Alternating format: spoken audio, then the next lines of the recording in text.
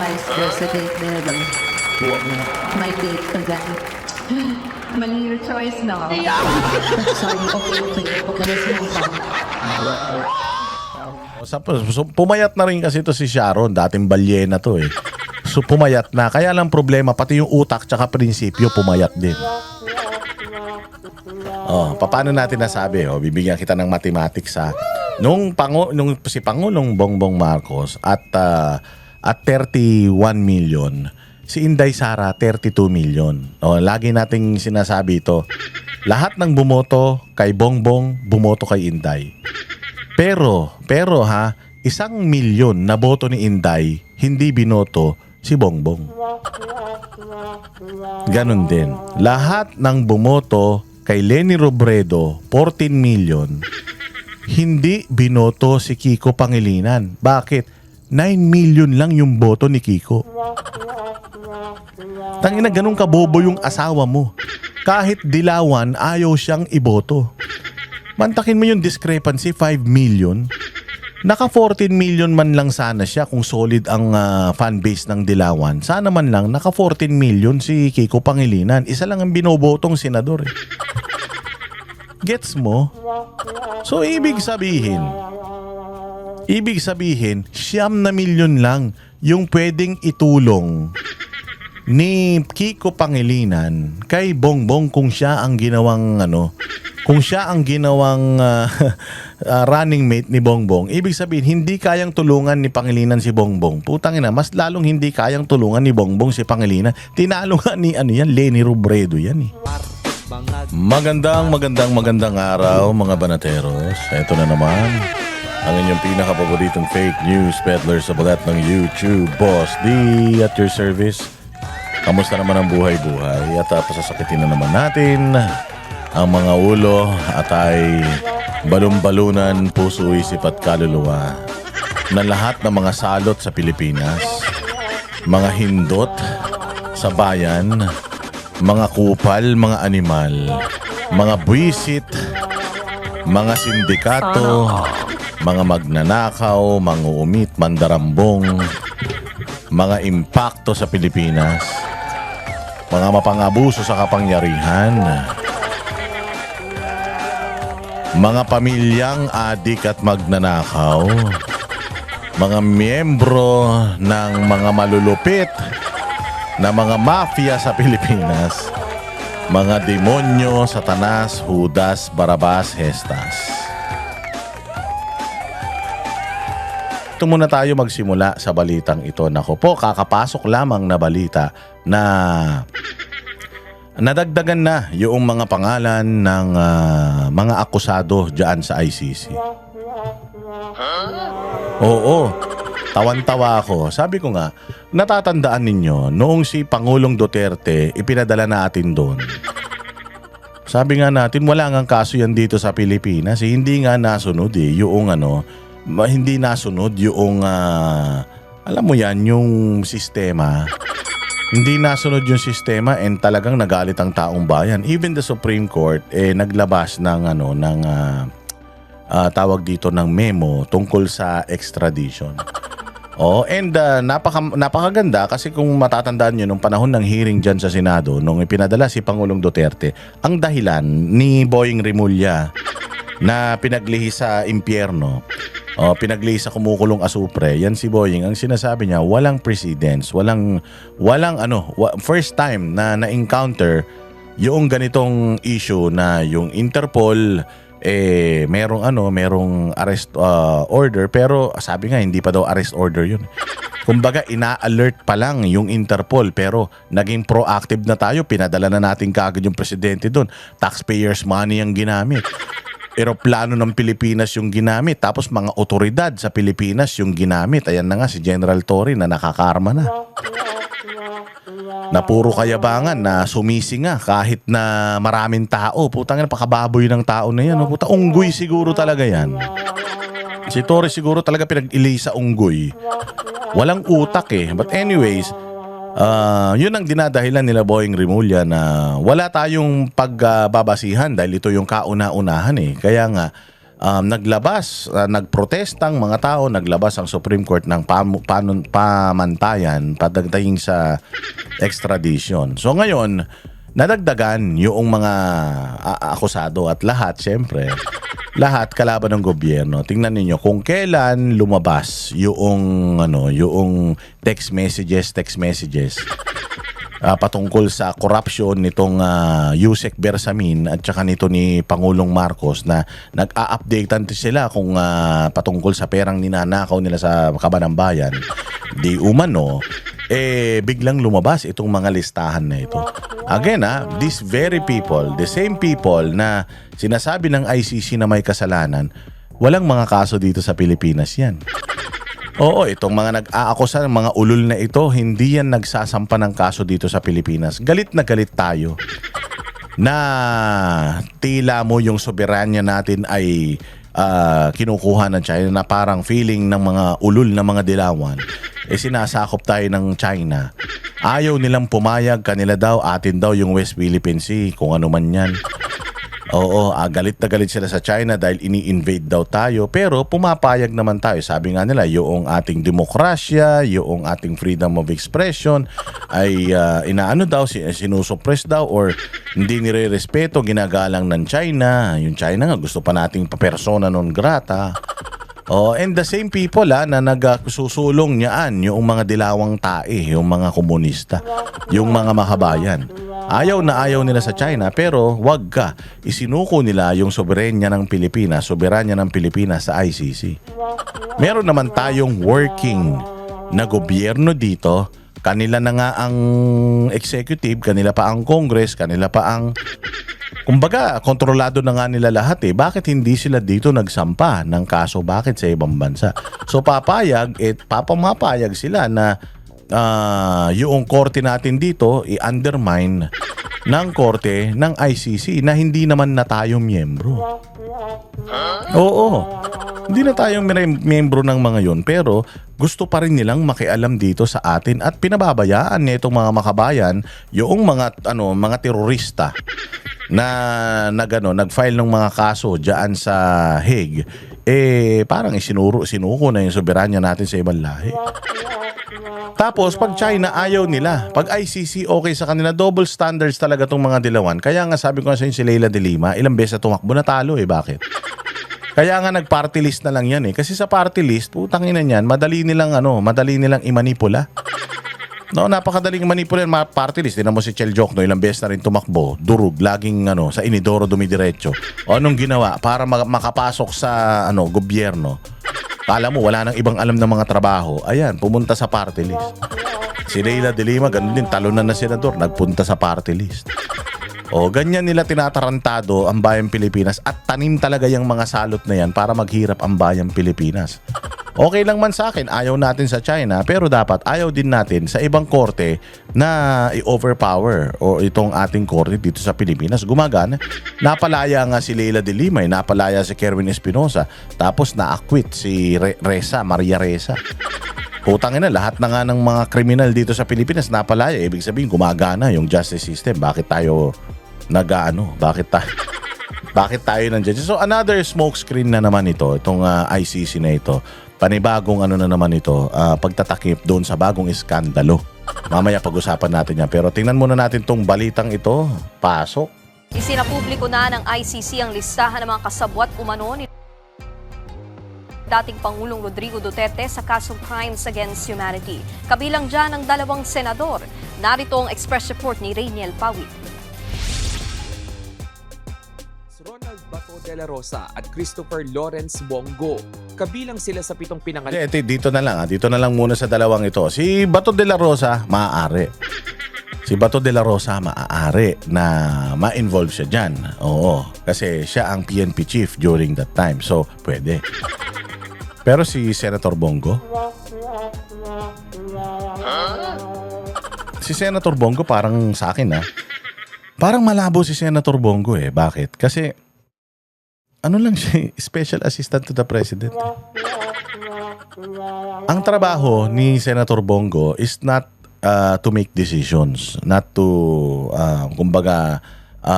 hindi para utusan yung PNP. Ang trabaho lang niya basically, lahat ng errands ng presidente, lahat ng lakad ng presidente, schedule ng presidente, sino yung may mga gustong makipag-usap sa presidente, kung may mga kapapipirmahan yung mga secretaries ng gobyerno, doon sa mga ahensya ng gobyerno, pag may kailangan kay Pangulo, siya yung alter ego. Ibig sabihin, siya lang yung tumatanggap lahat.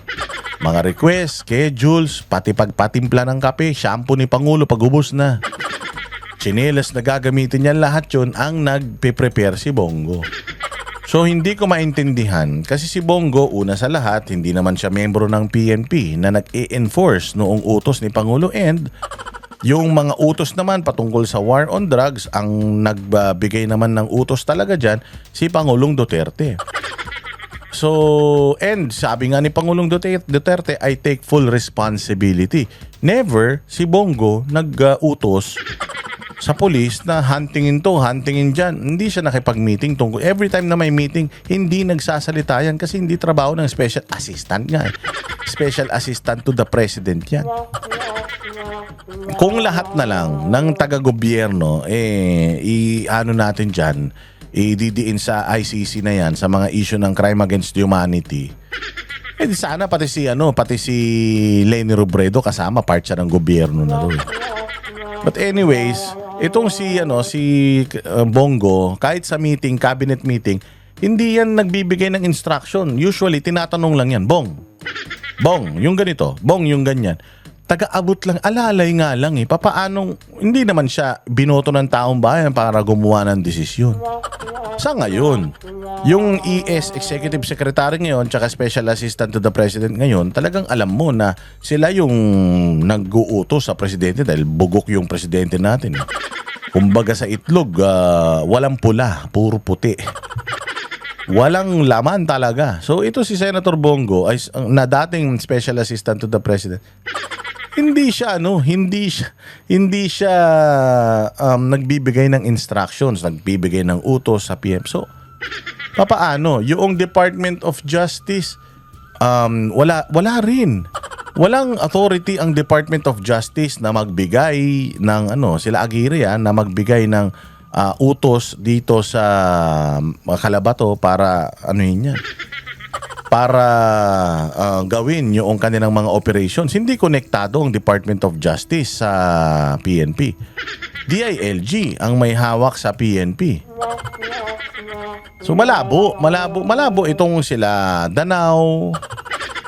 Wala namang mga reklamo sa kanila, wala namang mga idinimanda sa kanila dito. Bakit sinama sila doon? Alam mo na may nagbigay ng listahan doon. At yung nagbigay ng listahan doon, ang gusto talaga nilang mangyari, mawala ito si Bato, mawala ito si Bongo, para, kasi pwedeng makalaban nila itong mga ito sa 2028 Si Senator Bongo, number 1 niya na senador. Alam mo, si Senator Robin na lang ang hindi nila kayang trabahuin dahil wala talaga silang makikita na connection ni Senator Robin sa kung anumang mga kataranta doon sa Pilipinas. Dahil kung meron, I'm pretty sure.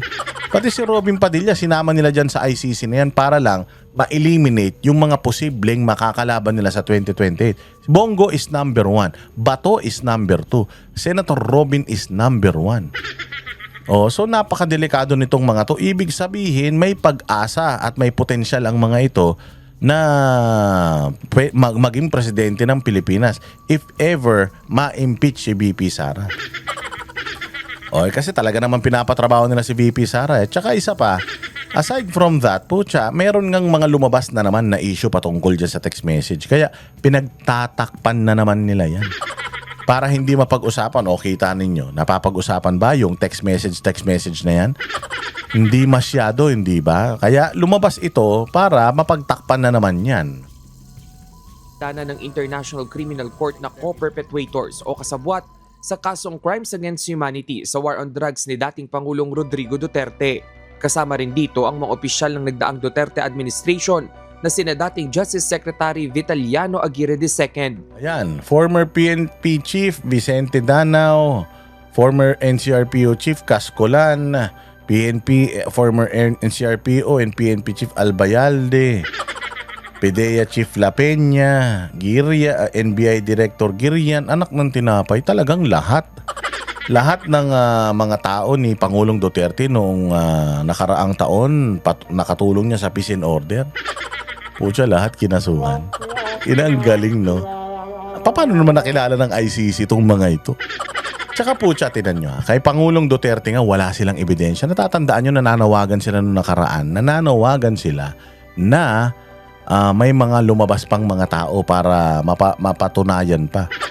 Para mapatunayan yung akusasyon laban sa kanya. Kay Pangulong Duterte nga wala silang wala silang ebidensya dito pa kaya. At saka itong mga tao na to, sabi ko nga sa inyo, Senator Bato, yung mga naging PNP chief na yan, pwede mong imbestigahan. Pero pucha naman, ito si Senator Bongo, malabo talaga, tsaka si Aguirre. Sobrang labo talaga, lalo na si Bongo, dahil hindi naman siya decision maker, Diyos mio. Ito si Vitaliano Aguirre. Oo, magiging sangkot lang ito si Vitaliano Aguirre kung may mga biktima na nagsampa ng kaso sa kanya tapos dinismiss niya lahat. O kaya ginamit niya yung kapangyarihan niya para i-manipulate itong mga kaso na ito. O napakatulad ng ginagawa ni Boying nung nasa DOJ siya. Wala man tayo mabalitaan. Kaya nga sabi ko nga sa inyo, itong mga kaso, itong mga tao na ito na nagbibintang sa mga Duterte, hindi naman sila nagsampa ng kaso dito. Alam kasi nila na hindi magfa-fly. Si Bongbong na presidente, galit na sa mga Duterte, hindi nyo pa rin i-file yung kaso dito. Kasi nga, ang gusto nyo lang naman talaga, mapatalsik sila sa Pilipinas, mapadala sila ron para hindi na sila makatakbo rito. Politika lang naman to. Gusto nilang matanggal sa equation si Bato, si Bongo, si Chis Escudero, lahat yan gusto nilang matanggal yan sa equation dahil posible yan na pwede nilang makalaban. Politika man lang yan. Mga dating hepe ng PNP na sina Vicente Danao, Oscar Albayalde at dating NCRPO Chief at yumaong si Camilo Cascolan, former NBI Director Dante Gueran at dating PIDEA Chief Isidro La Peña. Base sa dokumento ng ICC, si Duterte raw ang namuno sa kanila para patayin ang mga pinaghihinalaang kriminal na may kinalaman sa illegal na droga mula November 1, 2011. Sabi ko nga sa inyo, hindi pwedeng si Duterte ang mamumuno. Si Presidente talaga ang pinuno ng Pilipinas. Nang problema lang, lahat ng nangamatay noon isinisi na sa kanya dahil lang dun sa declaration niya ng gera against droga. Saan ka naman makakita ng gera na walang namamatay? Kung hindi ginawa ni Pangulong Duterte yun, wala na. Ngayon pa nga lang di ba, para na tayong cartel land. Narco-politicians na yung mga nandirito sa Pilipinas. Imagine niyo kung hindi ginawa ni Pangulong Duterte doon, gaano karami. Baka yung droga ngayon nabibili na sa 7-Eleven. Kung hindi ginawa ni Pangulong Duterte yan, sabi ko sa inyo, baka yung magbabalot, hindi na nagtitinda ng balot, shabu na tinitinda. Baka nga sa sobrang oversupply at sa oversupply na rin ng addict sa Pilipinas, baka nga 1 gramo ng shabu, baka 200 na lang. Kung hindi ginawa ni Pangulong Duterte yan, ano kayang klaseng Pilipinas? Imagine mo, hindi ginawa ni Pangulong Duterte yan, yung trabaho niya, tapos si Bongbong pa yung presidente ngayon, di. Tsaka na, anong klaseng Pilipinas? Baka mas masaol pa tayo sa Africa. Hanggang March. Alam niyo ang dapat managot sa crime against humanity. Alam niyo yung pagta-transfer ng pera sa mga ahensya ng gobyerno, yung corruption sa DPWH, and the fact na maraming namatay dahil sa corruption. Yan ang crime against humanity. Dapat ang kinukulong diyan si Bongbong, si Romualdez, at saka yan si Sandro Marcos dahil di umanong mga kawatan ng mga yan. At dahil sa pagnanakaw nila, ghost projects nila, ang daming namatay sa Cebu. Di ba dapat yan ang pinakukulong natin? 16-2019, idinetalya rin ng ICC ang mga naging papel nila sa madugong war on drugs. Matatanda ang naging hepe rin ng Davao City Police si Senator Bato bago maging PNP chief noong 2016 hanggang 2018. Si Senador Bongo naman naging personal aide ni Duterte mula pa nang maging alkalde siya ng Davao City. Personal aide. Personal aide, hindi siya nagbibigay ng utos, tumatanggap siya ng utos, aide nga At hindi naman kasama sa trabaho niya ang mag-supervise or magpasimuno ng mga operations ng pulis. Di naman siya pulis. Paano siya madadamay dito? Diyan pa lang, alam mo na, tanga yung kaso na yan. Tanga itong ICC. Putang ina, alam mo na hindi nila alam itong si Bongo wala namang authority. Naiintindihan natin yung mga PNP chief na yan. Naiintindihan natin damay sila dyan. Pero ito at saka si Aguirre, napakalabo naman yata niyan. Hanggang sa maging Pangulo. Ayon pa sa prosekusyon, habang alkalde pa si Duterte, ginamit niya katuwang si Bongo, ang Davao City Police at iba pang hitman para patayin umano ang mga kriminal. Umano. Di umano. Walang ano to ito bibigyan ko kayo ng isang example. Sa Senate inquiry, tinanong si Leila de Lima. Tinanong si Leila de Lima ni Jinggoy. Sabi ni Jinggoy, you've been the Commission on Human Rights chairman. CHR chairman ka. Tapos ikaw pa ang naging Department of Justice Secretary. After that, naging senador ka pa. And since Commission on Human Rights ka, ang tagal mo nang iniimbestigahan yung DDS, yung Davao Death Squad, di umano dyan sa Davao. Tinanong siya, meron ano na nangyari sa mga investigations na ginawa mo against Davao Death Squad sa Mindanao? Wala. Nakapagsampa ka ba ng kaso? Wala. Paano nangyari yun? Siya na mismo na dinivote niya yung time niya bilang CHR para panagutin si Duterte. Nagkaroon pa siya ng kapangyarihan ng NBI, ng pulis dahil naging DOJ secretary siya. Hindi nga siya nakahanap ng kahit isang ebidensya na makapagpapatunay or makakapag-link kay Pangulong Duterte dito sa DDS or na merong DDS Walang nakakapagsabi na meron. Meron silang mga testigo pero puro hearsay lang. Yung mga nila doon, yung mga bintang nila kay Pangulo. Si Leila de Lima na mismo walang nakita Anong makikitang ebidensya ng ICC? Kasi kung may ebidensyang ipinresenta yung prosecution sa ICC, dapat nang ipresenta nila sa Pilipinas. But the fact that they did not even tried na magsampa ng kaso kay Pangulong Duterte kahit 2 years na siyang wala sa posisyon, ibig sabihin wala silang ebidensya. So walang kakwenta-kwenta ito. Inatas daw yan ni Duterte sa mga miyembro ng tinaguriang Davao Death Squad. Ginamit din daw ng dating Pangulo ang kanyang posisyon at impluwensya para sa paggawa ng krimen sa buong bansa. Dito na rin daw mas nagkaroon ng kontrol ang mga kasabwat niya. Wala pang komento ang mga pinangalan ng kasabwat umano ng dating Pangulo.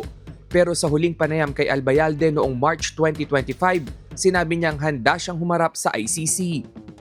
Para naman sa abogadong si Cristina Conti na kumakatawan sa ilang drug war victims, ang paglalahad sa mga kasabwat ng dating Pangulo ay patunay aniya ng kawalan ng pananagutan sa ilalim ng Administrasyong Duterte. Hindi kayo nagsampa ng kaso. Kaya walang pananagutan noong panahon ni Duterte kasi hindi kayo nagsampa ng kaso sa Pilipinas. Kung sana nagsampa kayo ng kaso sa Pilipinas, di sana hindi tayo nagkahanggan ito. Di sana dito natin tinatry ang mga yan, hindi sila nandoon. Sabi ko nga sa inyo, mahirap ba ang sitwasyon ng kulungan sa ibang bansa? Hindi. Kung ako lang kung talagang galit ako kay Pangulong Duterte at talagang gusto ko siyang managot sa krimen niya, kung talagang meron, I'd rather have him jailed here in the Philippines dahil yung mga kulungan natin dito, putang ina niya.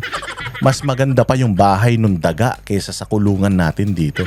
So I will have him jailed here para maghirap siya. Walang aircon yung mga kulungan dito. Alam nyo ba sa ICC? Diyan sa Den Haag, yung detention facility dyan. Alam nyo ba na maayos dyan? Maayos ang pagkain dyan, maayos ang kwarto nila dyan, may kanya-kanya silang mga CR. Tapos, araw-araw pwedeng dalawin. Magandang klima, malamig, hindi katulad dito, mainit, nanlilimahid, puro pigsa. Kung talagang gusto kong panagutin si Pangulong Duterte at pahirapan, dito ko siya ikukulong. Pero alam nitong mga ulul na ito na wala silang pinangahawakan kay Pangulong Duterte. Wala silang ebidensya Oo, doon lang sila sa yung presumption of guilt kapag may kaso ka. For optics na baka sakali itong mga tao na ito hindi na manalo sa eleksyon. Pero hindi Gusto ng tao yung trabaho ng mga Duterte, nito ni Bato, nito ni Bongo eh. Gusto ng Pilipino yan eh. Putang ina, hindi nyo mapipigilan yung Pilipinong iboto yung mga yan. Kaya nga, number 1 and 2 yung mga yan eh, sa eleksyon nung nakaraan eh. Tarantado pala kayo eh. Sa ngayon, And the reason why nasa ICC sila, because dito, hindi sila sikat. Dito, hindi sila ina-acknowledge. Dito, tinataboy sila yung mga komunista na yung mga kupal na mga na mga makakaliwa na galit kay Pangulo. Hindi sila makakabola dito. Kaya nga doon nila dinala dahil putya mga kalahi nila yung mga nandoon eh, mga baliw. Yon dagdag na 500 biktima ng war on drugs ang nag-apply para palakasin ang kaso laban kay Duterte. Sa February 23 hanggang 27 gaganapin ang confirmation hearing kung saan tutukuyin kung may sapat na basehan para litisin ang dating Pangulo. Doon pa lang eh. Oo, may sapat bang dahilan para litisin ang Pangulo? Nandoon pa lang eh, wala. Utangin na nyo. Yari kayo dito. O ay, punta na naman tayo kay Auntie Claire. Patungkol doon sa statement ni VP Sara. O sige, pasukin natin to ulit. Bulag o tila nagbubulag-bulagan daw si Vice President Sara Duterte sa mga ginagawa ni Pangulong Bongbong Marcos para sa bayan. Yan ang sagot ng Malacanang sa pahayag ni VP Sara na wala raw maipagmamalaking development ang Administrasyong Marcos. Para sa Naniniwala ba kayo na sinabi ni Inday Sara na walang may pagmamalaking development si Bongbong? Alam mo, ako naniniwala ako doon. Hindi lang ito opinion ni Inday Sara, opinion ko rin. Opinion din ng kaibigan ko, nung isa kong kaibigan, nung 100,000 followers ko. Yun din ang opinion nila. So anong nirereklamo mo? Tsaka makikita mo naman, Claire, tanga ka ba?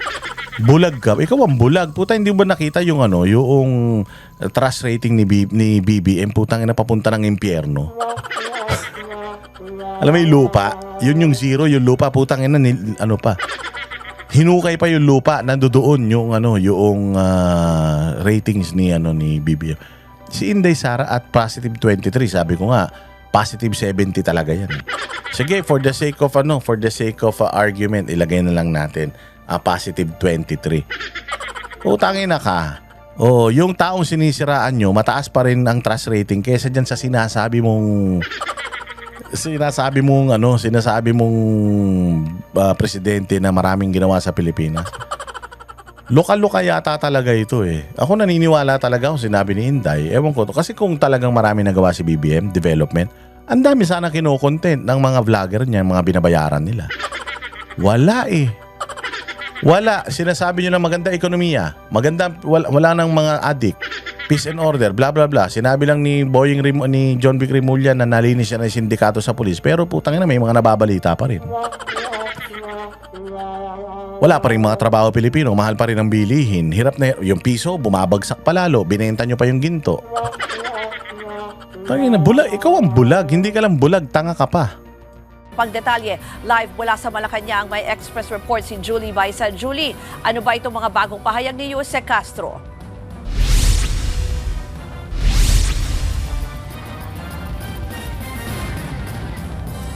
Ruth, puro drama pero walang gawa. Yan ang patutsyadang sagot ni Palace Press Officer Undersecretary Claire Castro sa mga bagong pahayag ni Vice President Sara Duterte laban sa kanya. Nagpapanggap lang daw ang bise na concerned sa bayan pero umamin na raw na ayaw tumulong kay Pangulong Bongbong Marcos sa mga proyekto sa bansa.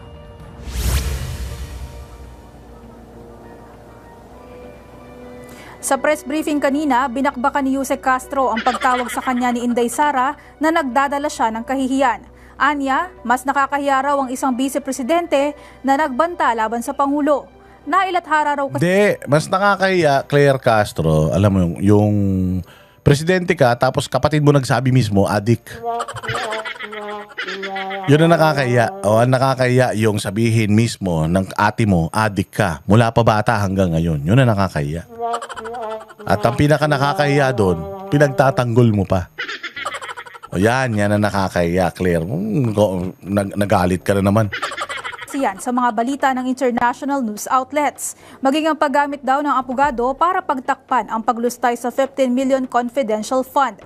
Payo ni Castro, mag-isip-isip na raw ang publiko kung katulad lang din daw ni VP Sara ang mamumuno sa bansa. Oo naman, gusto namin yun. Sabi ko, kanina nga lang kinukwento ko sa inyo kung gaano kaganda ang Davao. Gusto namin maging katulad ng Davao ang buong Pilipinas. So yes.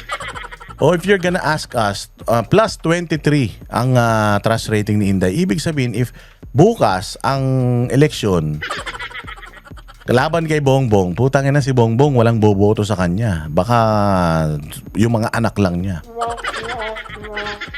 Wala. Si Inday Sara ang mananalo kung may eleksyon bukas. So tatanungin mo kami, gusto namin maging presidente katulad ni Inday? Oo. Gusto talaga namin at gigil na nga kami. Kaya nga namin pinapatanggal na si Bongbong. Kaya gusto namin mag-resign na yan eh. Kaya nga nung nakaraan, merong nakaumbok dito sa tiyan yan, gusto ng tao, mamatay na yan eh. O hindi ba? Kaya nga nung lumabas na naman siya nung nakaraan, putang ina, mukha na siyang kaluluwa. Si Bongbong, nung huling nakita, mataba pa. Putang ina, paglabas, putang ina yan, mukhang bangkay na. Kaya nga nagbubunyi yung tao, tsaka nga gusto malaman ng tao kung mabubuhay pa ba na matagal yan. Excited yung mga tao na mawala na yan eh. Para pumalit na to si Inday Sara. Gusto nga ng mga Pilipino. Pucha, bukas na yung eleksyon eh. Sa sobrang gusto ng mga tao si Inday. Yun ka ba, Claire? Kung meron ditong bulag, ikaw. Pero more than that, tanga ka. Samantala, Ruth, sa paniniwala naman ng Vice Presidente na may impeachable offense si PBBM, unahin muna raw nito ang kaso niya bago tingnan ang kaso ng iba. Isa pa sa sinasabi ni VP Sara na impeachable offense, ang pagtanggi umano ng Pangulo sa tuwing may nagsasabi na gumagamit siya ng illegal na droga. Buwelta ng palasyo dyan, unahin muna niya ang sarili niya at mas magandang itanong daw yan sa kanyang ama. Hindi rin pinalampas ni Castro ang bahagi ng pahayag ni... Tatay na naman. Hindi naman yung tatay niya presidente. Si Bongbong presidente ngayon. Si Bongbong inaakusahan nagdodroga mismo ng kapatid niya. Bakit kailangang tanungin ni Inday Sara? Kahit sabi mo adik si Pangulong Duterte ngayon, nagsasyabu halimbawa ngayon. Hindi na siya presidente ng Pilipinas, okay lang yun. Buhay niya yun, choice niya yun. Pero yung putang ina yung ngayon presidente ka tapos sinasabi ng kapatid mo nagdodroga ka, yun ang dapat tutukan nyo. Si Pangulong Duterte na naman, nakakulong na nga, si Duterte pa rin nasa isip nyo, tanga. VP Sara na sana magkatuluyan sila ni PBBM. Puro paninira, insinuation at kaimoralidad daw ang mga salitang nanggagaling sa bise. Kapwa raw sila pamilyadong tao ng Pangulo. Hiling pa ni Castro sa mga kaalyado ni VP Sara, turuan daw ito sa pakikipagkomunikasyon. Mistulang bulag din daw kasi ang bise sa mga nagawa ng Pangulo para sa bayan. Pakinggan natin ang bahagi ng press briefing ni Yusek Claire kanina. Ang Vice Presidente ay bulag. Hindi niya nakikita kung anong ginagawa ng Pangulo. Nananatili siyang bulag dahil malamang ay hindi niya pinanonood or ayaw niyang panoorin kung ano nagaganap na katotohanan sa mga ginagawa ng Pangulo at ng... Nanonood. Alam niya nga eh. Alam niya na magdanakaw si Bongbong. Sabi nung kapatid, adik. Walang paninindigan, utal-utal sa mga interview. Walang alam sa ekonomiya. Utang na yung mga inaugurate niya, hindi kanya. O ngayon na naman, nakaposte na naman siya doon sa subway. Pukin ang ina niya, hindi naman kanya yan. Ninakaw yung Bukana Bridge, ninakaw yung tulay doon sa Isabela. Sa lahat kanya, pero wala naman kanya. Wala siyang sinimulan sa kanyang administrasyon, puro ghost project nga eh. Kitang-kita ng lahat yan, hindi mo ka na kailangan panoorin yan, putang ina, kaya nga may investigasyon ng flood control project dahil tarantado yung amo mong si Bongbong. Putang ina yung sinasabi nito.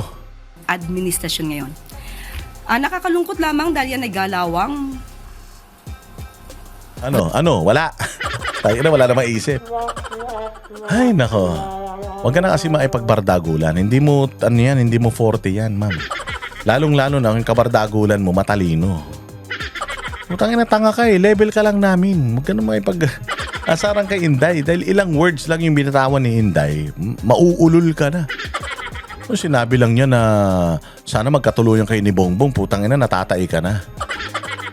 Baka talagang type mo si Bongbong na nabisto ka ni Inday Sara. Duterte? Tsaka hindi na alam ko naman hindi talaga si BBM yung gusto mong makatuluyan, kilala ko.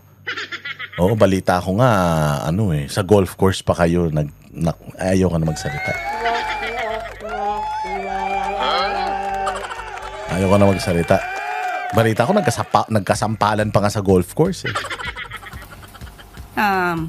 showing the characteristics of an emotional vulture. Isang buitre.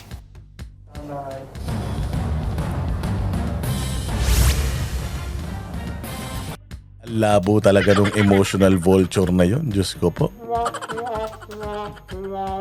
Ay, nako. So, ito. Ito yung isa. Diyos ko po. Ito pa isa. Isa pa tong etchosera.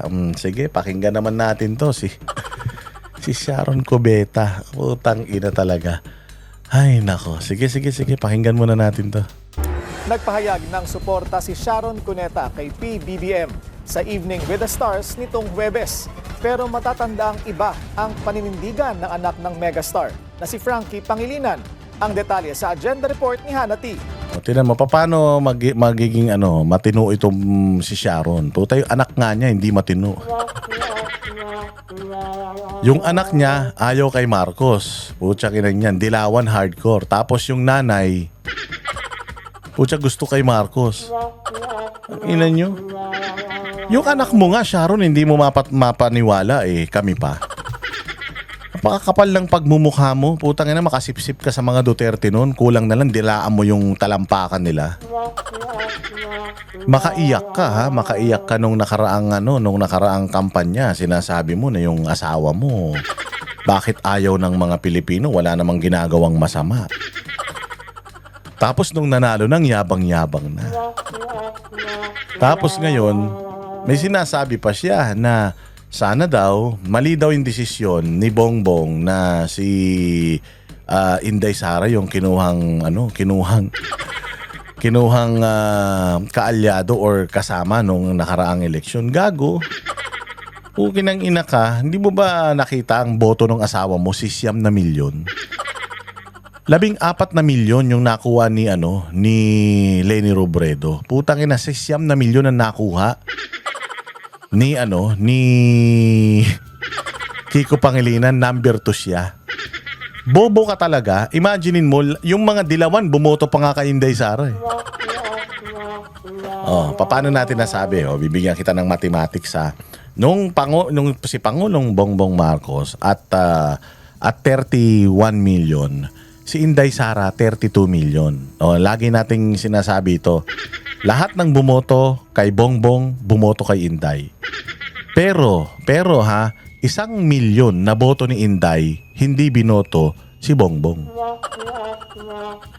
Ganon din. Lahat ng bumoto kay Leni Robredo, 14 million, hindi binoto si Kiko Pangilinan. Bakit? 9 million lang yung boto ni Kiko. Tangina, ganun kabobo yung asawa mo.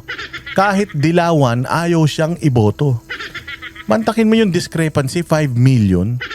Naka 14 million man lang sana siya kung solid ang fanbase ng dilawan. Sana man lang naka 14 million si Kiko Pangilinan. Isa lang ang binobotong senador.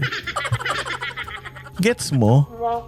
So ibig sabihin, 9 na milyon lang yung pwedeng itulong ni Kiko Pangilinan kay Bongbong kung siya ang ginawang running mate ni Bongbong. Ibig sabihin, hindi kayang tulungan ni Pangilinan si Bongbong. Putang ina, mas lalong hindi kayang tulungan ni Bongbong si Pangilinan. Tinalo nga ni Leni Robredo yan . Tinalo nga ni Leni Robredo nung 2016 election siya sa pagka-vice-presidente. Putang ina, paano mananalong pagiging presidente yan ngayon kung hindi dahil kay Inday? Tangina nyo, mga tanga kayo talaga. Di kayo marunong ng math, puro kayo kasinungalingan. Sir, I have only one vice president na my date today. Mali your choice now. Sorry, okay. Let's move on. So, pumayat na rin kasi to si Sharon. Dating balyena to . So pumayat na. Kaya lang problema, pati yung utak tsaka prinsipyo pumayat din. Mali ka naman, Sharon. Dapat ang tinanggal mo lang yung taba sa katawan mo, hindi yung taba sa utak mo. Natatanga-tanga ka. Paano naging mali yung desisyon ni Bongbong Marcos? Alam niya na kapag pinili niya yung asawa mo, pati aso hindi pati sa aso hindi mananalo yan si Kiko Pangilinan. Tangina naman. Diyos ko, nagkandabali-bali na nga yung buto ni anak ni Gary Valenciano, kakasayaw ng Lenny at saka Kiko. Putya, 6 na milyon nakuha nung asawa mo Ito ang biro ni megastar Sharon Cuneta kay Pangulong Bongbong Marcos nang haranahin nito ang first couple sa isang star-studded event na Evening with the Stars. Biro ni Cuneta, tila mali raw ang choice ng Pangulo pagdating sa Vice President. Magkalaban sa 2022 elections sina VP Sara at asawa niyang si Senador Kiko Pangilinan sa pagkabise. Bago ang biro ng megastar, sinabi niyang pinagdadasal niya ang Pangulo para magawa niya ang trabaho nito. Gago. Sana noon mo pa pinagdasal. 2 taon na lang, paano niya pa magagawa yung trabaho niya? Takinan to, tanga. I've been affected by the people who wanted the president of all this costing. And I just pray. Ginamit nyo na naman ng Diyos. Demonyo yan. Kanino ka na naman nagdadasal? Kay Satanas. Hindi mo pwede ipagdasal sa Panginoon natin si Bongbong dahil demonyo yan. Satanas yan Pamilya yan ng magnanakaw. Putangin, ang daming namatay dahil sa pagnanakaw ng mga yan. Tapos pagdadasal mo, kanino? Kay Lucifer. Talaga to si Sharon, Some people would leave you alone to do your job. Bahagi rin daw ng dasal ni Cuneta ang peace of mind nito sa gitna ng fake news at disinformation ngayon. Sagot ng palasyo, napangiti na lang daw si PBBM at opinyon ito ng megastar. Malamang karamihan sa ating mga kababayan ay yan din po ang nararamdaman. So opinion po yun ni Miss Sharon Cuneta. Wala raw pagtutol o pagpayag ang Pangulo sa pahayag ni Cuneta at in-enjoy lang nito ang harana ng megastar. No comment din si Senator Kiko Pangilinan dito. I am not going to have my president be named Ferdinand Marcos again, ever. Dati na ring malawak ang suporta ng anak nilang si Frankie. Inang pamilya na to, may tama sa utak. Parang mga buang ang buti. Tag-ilan to pamilya na to. Sabi ko nga, kung ayoko yumaman ng ganyan sobra-sobra, kung ganito mangyayari sa mga anak ko.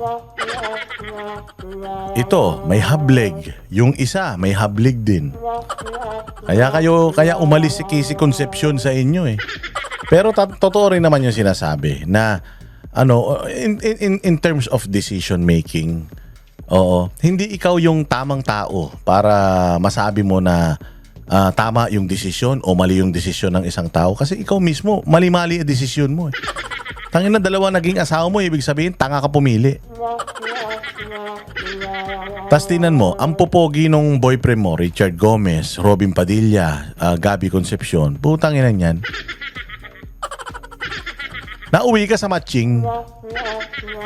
Nauwi ka sa unggoy. Tangina, Amerikano ka, mahilig ka sa exotic.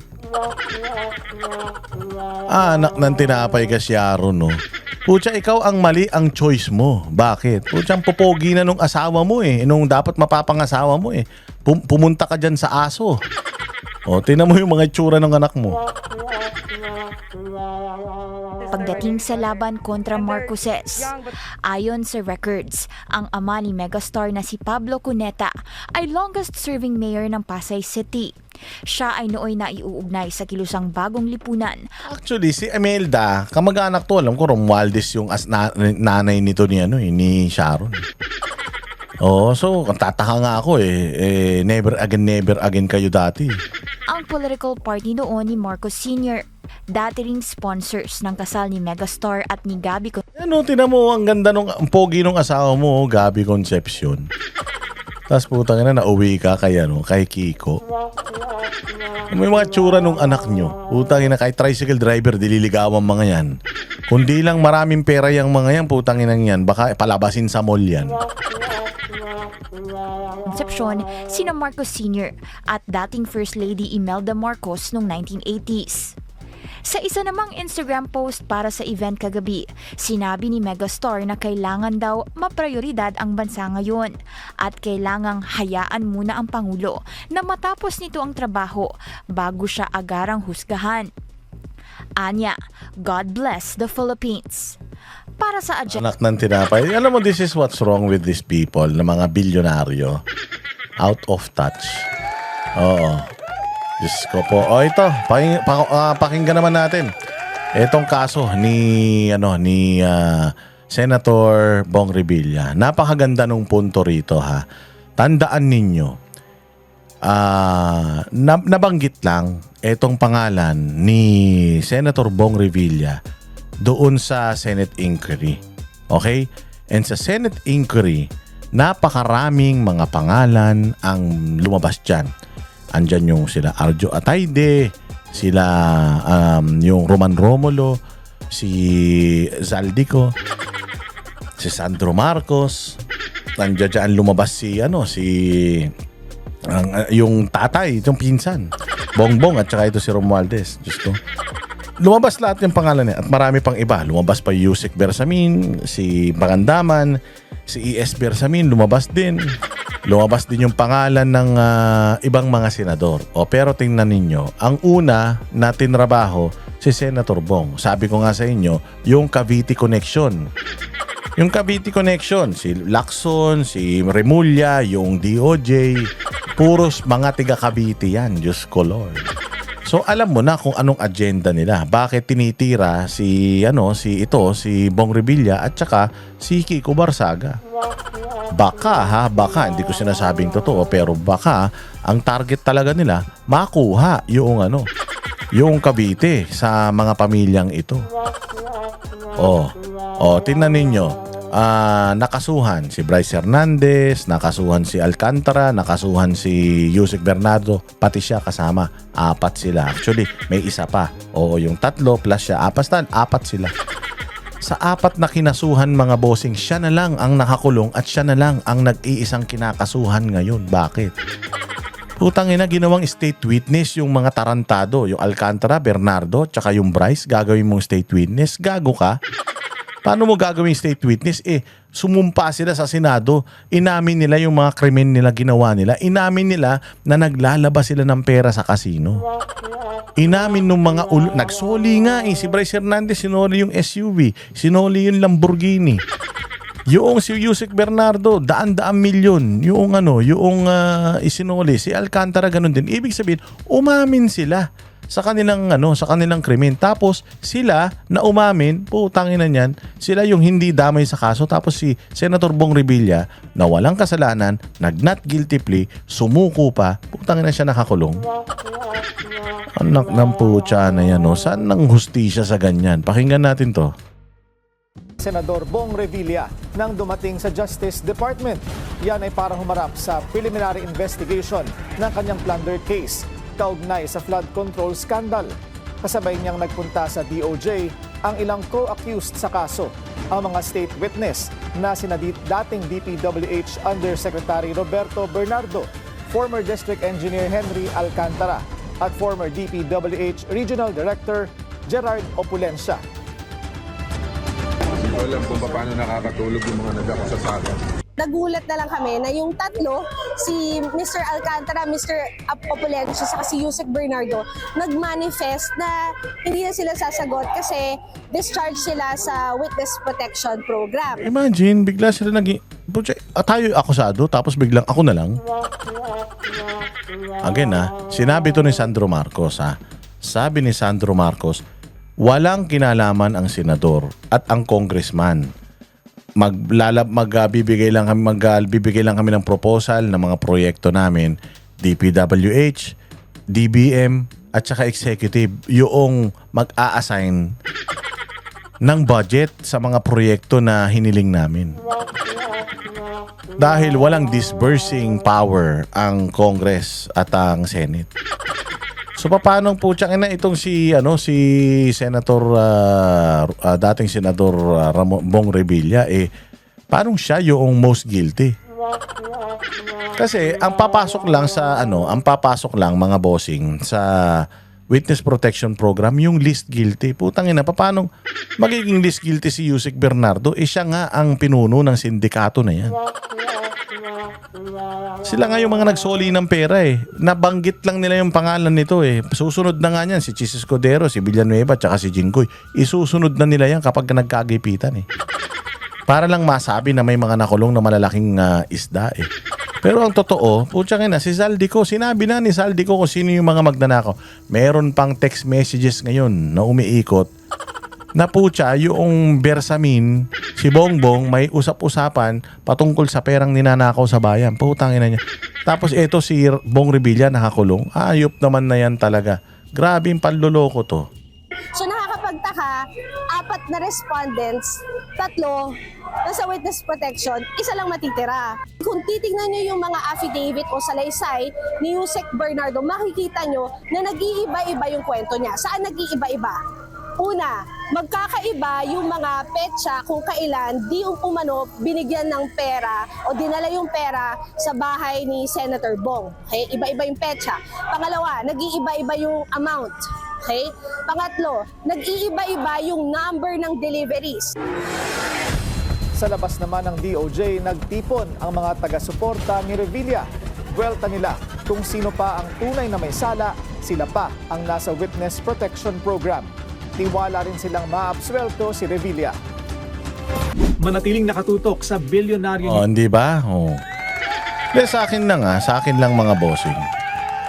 Sa akin lang mali yung ginagawa nila na yan. Kasi okay lang man sa akin, di ko naman sinasabi na walang kasalanan nito. Pero sabi ko nga sa inyo, si Senator Bong, hindi yan kailanman tumakas para magtago. Capable man siya. Pero the fact na pinresinta niya yung sarili niya, siya mismo ang sumuko, ibig sabihin malinis ang konsensya niya. Walang kriminal na gagawa niya. Ang ayaw na ayaw ng kriminal, yung makulong. Tingnan mo si Atong Ang, hindi pa nahuhuli. Sa lahat ng ayaw ng kriminal, yung makulong. Pero siya mismo, kaya nga sabi ko sa inyo, mga magnanakaw, gagawin yan lahat para hindi sila makulong. Magnanakaw ng 100 bilyon, 50 billion doon sa ninakaw nila, gagamitin nila para hindi sila makulong hanggang sa mamatay sila. Ganon, ang i-delay ng kaso hanggang sa mamatay sila, hindi na sila pwedeng habulin. Ganon ang klase ng mga magnanakaw sa Pilipinas. Takot yan makulong mga kriminal. Ito si Bong Revilla, siya mismo ang sumuko. Anong indikasyon yun na wala siyang kasalanan? Kasi kung may kasalanan yan, tumakas na yan. Kung may kasalanan yan, putsyakin na, matagal nang sumakay ng ng eroplano yan palabas ng Pilipinas, di ba? Ito yung sinasabi ko. Ito yung sinasabi natin na pahayag na yung kumakalat na text message patungkol sa pagnanakaw sa Pilipinas. Pakinggan natin. The spotlight is back on former Undersecretary Adrian Bersamin. Ito'y matapos ungkatin ni ACT Teachers Party List Representative Antonio Tino ang umano'y text exchanges ni Bersamin at Pangulong Bongbong Marcos. Dito napatunayan umano na bagman si Bersamin ng Pangulo. Narito ang agenda report ni John Manalo.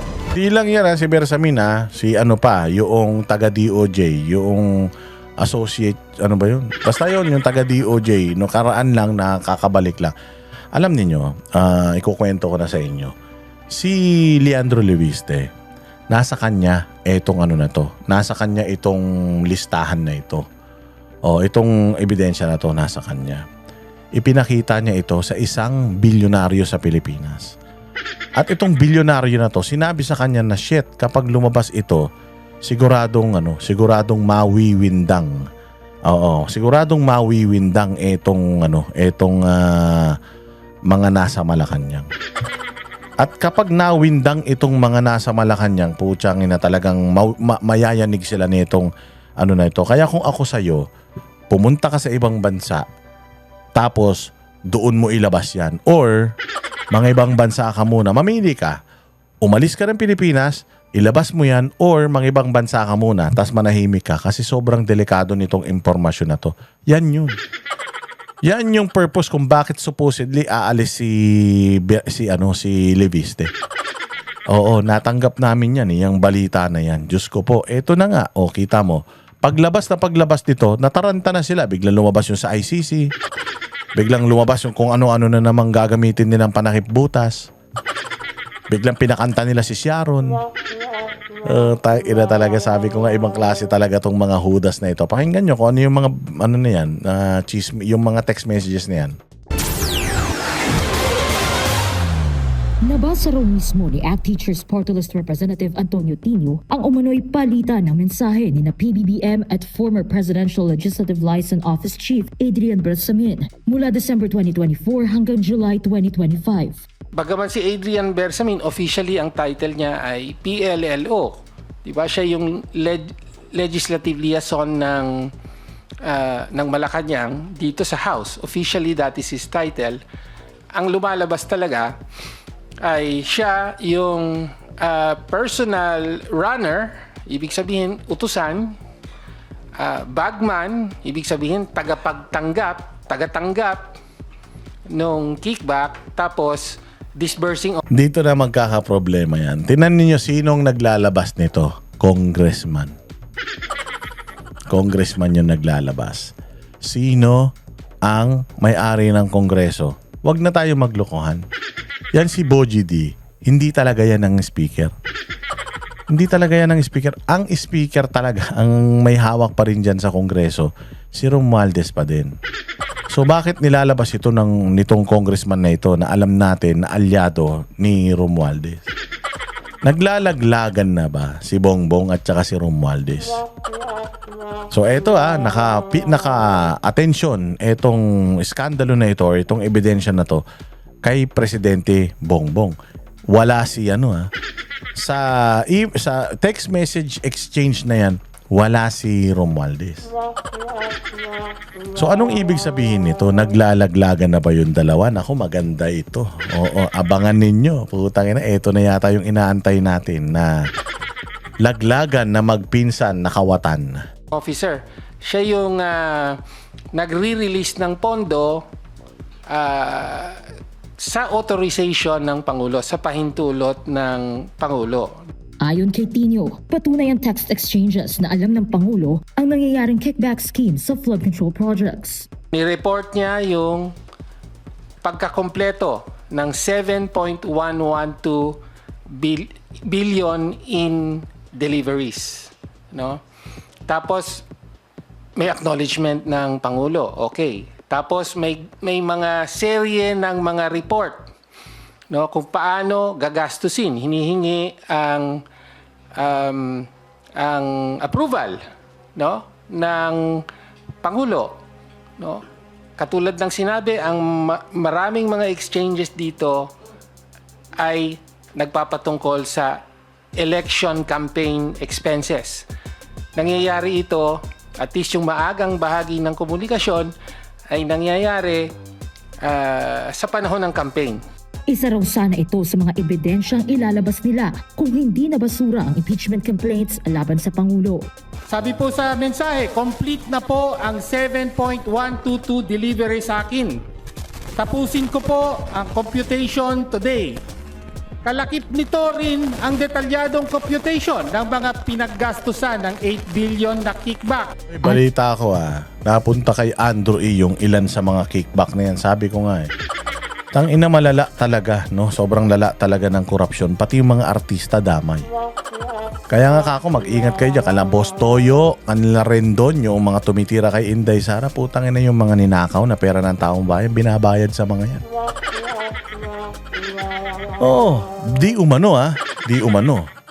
Yun pa rin sa text messages na nabasa ni Tino, pinaabot umano ni Bersamin noong July 10, 2025 na may 2 billion peso delivery siya para kay PBBM sa Nara residence sa Forbes Park. Sagot ng Pangulo, sasabihan ko si June Baris. This is July 10. The President appears to be receiving kickbacks days before he went to Congress. Humarap siya rito at nagsabing, mahiya naman kayo. Sino po ang dapat na mahiya? Isa si Tino sa mga endorser ng pangalawang reklamo laban kay PBBM. Sa partikular, nasa complaint ng alegasyon na ayon kay Yusek Bernardo, nasa 100 billion na insertion na inutos ng Pangulo, 52 billion ang kanyang direktang hinawakan at mula rito ay nagbigay siya para sa Pangulo ng 8 billion na commitment. Nasa complaint po yan. Bukod kay Tino, may hawak din umanong kopya ng nasabing mga mensahe si Batangas 1st District Representative Leandro Leviste at Caloocan 2nd District Representative Edgar Erice. Papaimbestigahan na ito ni Tino at Erice. Matatanda ang iniugnay ni former House Appropriations Chair. So ibig sabihin, etong mga sinasabi ni Zaldico, ni Guteza, ano talaga, may katotohanan talaga. Kasi sila ang unang naglabas ng mga pangalan na yan Yung Bersamin, yung Pangandaman, yung ganito, yung ganyan. Sila yung unang-una, tapos meron pang text exchanges. Putik yan.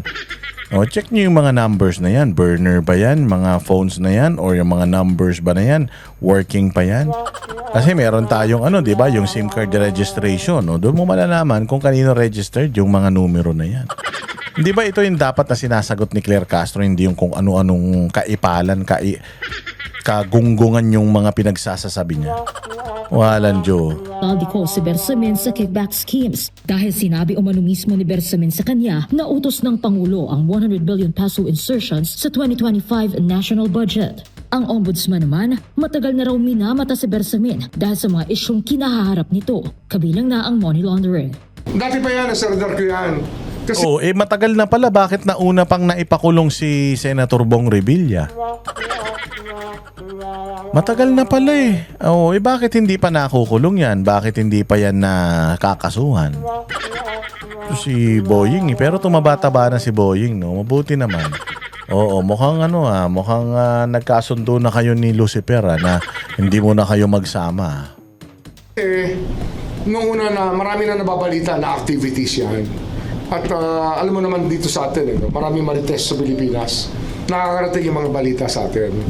Pero may naranasan kami sa DOJ na tila siya ang nakialam sa appointment process. Pero dati na rin sinabi ni Senate Blue Ribbon Committee Chair Ping Lacson na ginamit lang umano ni Bersamin ang pangalan ni PBBM kaugnayan 2025 budget insertions. Ayon kay dating DPWH Undersecretary Roberto Bernardo. Napag-alaman ko from Undersecretary Bernardo na may mga tao sa Malacanang, not the President, not authorized by the President, who misrepresented him. I will name some of them. Jesus! Oh, tsaka na yan na nga, may text messages na. Yan yung priority mo, Ping Lacson. Puta, puro ka na naman Puro ka na naman privilege speech. Yung 69 na congressman na sinasabi mong sangkot sa pagiging kontraktor, wala kang pinangalanan kahit isa. Si Ping Lacson, pakasinungaling mo. Undersecretary Adrian Bersamin. Ang tugon naman ng Malacanang sa umano'y palitan ng mensahe ni na PBBM at Bersamin, ang anumang pinapahid na issue ng korupsyon sa Pangulo ay atin pong pinasisinungalingan. Ang anumang paninira. Alam mo, nakakahiya dito, Claire Castro. Napakaraming corruption, napakaraming instances na talagang yung ebidensya, tinuturo yung amo mo. Kay Inday Sara, puros yung pa rin. Confidential fund, DepEd, OVP, yung pa rin, yung kaso. Wala nang iba. Puta, wala kayong makita na dinagdagan nyo pa nga yung death threat niya, di umano sa presidente. Yung taga yung nakakulong na nagpapanggap na malapit sa mga Duterte. Tangina, sabi ko, napakabulok ng mga ibinabato nyo kay Inday Sara. Ito, malinaw pa sa sikat ng araw. Itong mga bagong lumalabas na mga ganitong ebidensya. Paano nyo ngayon to pasisinungalingan, Diyos ko po, na yung ipinapahid kay Pangulo na gago, hindi yan. Subukan mo sa korte, yan yung sabihin mo. Kailangan mong mapatunayan na si Pangulong Bongbong walang ginawang kabulastugan, hindi yung puro statement lang. May pinapakita silang ebidensya, i-counter nyo yung ebidensya na yan. Sabihin mo lang naman, yung may number naman pala sila, di tawagan nila yung mga numero na yan para malaman nila kung kanino yan. Baka mamaya sumagot niya si Inday Sara, di ba? Nang walang anumang basihan ay hindi dapat nagamit or magamit na armas para pahinain ang tiwala ng taong bayan sa ating gobyerno. Ayon din kay Palace Press Officer Claire Castro, wala pa silang nakikitang kopya ng umano'y text messages. Pero ipauubayan na raw nila sa Ombudsman, Department of Justice at Independent Commission for Information. Ipauubayan nila sa Ombudsman, DOJ at ICI. Puta, ibig sabihin, wala mangyayari. Bakit? O siya, appointee mo si Remulla, Ombudsman. Tapos appointee ni Remulla yung nasa DOJ, di umano. Pare-parehas mga taga Cavite, anak ng tinapay na yan. Kaya malakas ang loob ni Claire Castro na sabihin na ipapaubayan na sa mga ahensya na to. Kampi nila yan. Kanila yan, nilagay yung mga tao na yan dyan sa mga posisyon na yan for this very reason. Ito. Kaya ginawang ombudsman si Boying Remulla para dito Walang Diyo, lokohin nyo, lelang nyo. Structure ang pagsasagawa ng investigasyon. Anyways, mga bossing, ayan. At sana ay nagustuhan ninyo yung ating pinaghirapan ngayong araw na ito. Manatili po kayo nakasubscribe, mag-like, mag-share, at syempre kung nakakaluwag-luwag naman kayo sa buhay, mag-super thanks naman kayo. Oo, maikli lamang ang buhay. Hindi natin kayang dalhin sa kabilang buhay sa langit ang mga kayamanan natin. Happy Valentine's Day, ha? O siguraduhin ninyo na kayo'y nakaproteksyon bago kayo umaksyon.